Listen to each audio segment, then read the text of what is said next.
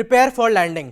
तस्वीरें उत्तराखंड के केदारनाथ की हैं, जहां आज एक हेलीकॉप्टर क्रैश होते होते बचा।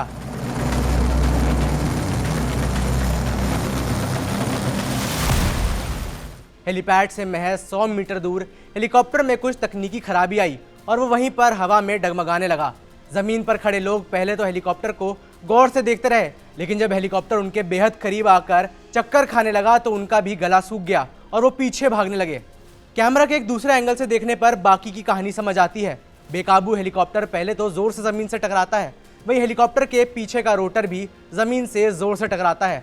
जमीन समतल नहीं थी, जमीन फ्लैट नहीं थी, इसलिए पायलट को हेलीकॉप्टर को कंट्रोल करने में और दिक्कत आई। हालांकि सबके बावजूद पायलट ने अपनी सूझबूझ दिखाकर हेलीकॉप्टर को लैंड करवा दिया। हेलीकॉप्टर में 6 श्रद्धालु समेत कुल 7 लोग सवार थे और गनीमत रही कि किसी को भी खरोंच तक नहीं आई। इस घटना में भले ही हालात इन कंट्रोल आ गए, लेकिन केदारनाथ यात्रा के कई इंतजाम अब भी आउट ऑफ कंट्रोल देखने को मिल रहे हैं। पूरे भक्तिभाव और धूमधाम से शुरू हुई पवित्र चारधाम यात्रा इस दफा अव्यवस्था की भेंट चढ़ती नजर आ रही है। पहले तो रील और वीडियोग्राफी करने वालों की वजह से हाल बेहाल बने हुए थे, वहीं अब दूसरी ओर यात्रियों की रिकॉर्ड भीड़ परेशानी का सबब बनी हुई है।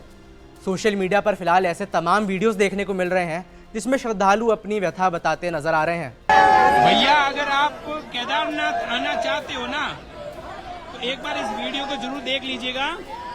ये है सीतापुर, ये सीतापुर से इतनी भीड़ है और इससे आगे 40 किलोमीटर दूर है और 40 किलोमीटर पहले इतनी भीड़ है और प्रशासन की तरफ से कोई व्यवस्था नहीं की जा रही है। आप पे भीड़ के इस रेले को बढ़ाने का काम प्राइवेट गाड़ियां ज्यादा कर रही हैं।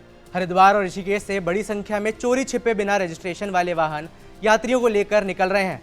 पुलिस अभी भी इसको लेकर अलर्ट है और अब ऐसे वाहनों पर कार्रवाई की जा रही है। उधर केदारनाथ धाम के करीब व्यवस्था बनाने के लिए पुलिस ने बैरिकेडिंग कर रखी है। जब दर्शन के लिए बैरिकेड हटाए जाते हैं तो श्रद्धालुओं का सैलाब तेजी से आगे बढ़ता है। एक तो पहाड़ी इलाका और ऊपर से ऐसे हालात जहां पांव तक रखने की जगह ना हो। ये कहना गलत नहीं होगा कि केदारनाथ यात्रा सच में बाबा केदार के भरोसे ही चल रही है। हालातों को देखते हुए राज्य सरकार भी कुछ बड़े फैसले लेने को मजबूर हो गई है, जिसके तहत अब चारधाम के लिए ऑनलाइन और ऑफलाइन रजिस्ट्रेशन पर रोक लगा दी गई है। अगले आदेश तक ये रजिस्ट्रेशन बंद ही रहेंगे। इसके अलावा बिना पंजीकरण यात्रियों के लिए जनपद तक आने के लिए भी रोक लगा दी गई है। नियम तारीख से पहले आने वाले श्रद्धालुओं को भी एंट्री नहीं दी जाएगी। प्रशासन के लिए भी दिक्कतें कम नहीं हैं।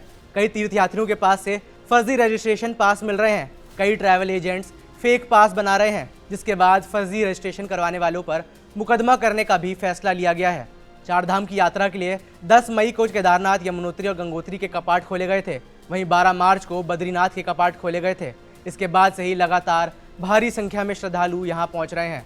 मौजूदा डेटा के मुताबिक केवल केदारनाथ धाम पर ही हर दिन रिकॉर्ड 30,000 से ज़्यादा श्रद्धालु पहुंच रहे हैं। अगर आप इस बार केदारनाथ जाने का प्लान बना रहे हैं तो उम्मीद करते हैं कि आपके पास सारी परमिशंस और सारी तैयारी करके ही जाएंगे। मेरा नाम है वैभव, देखते रहिए जी स्विच।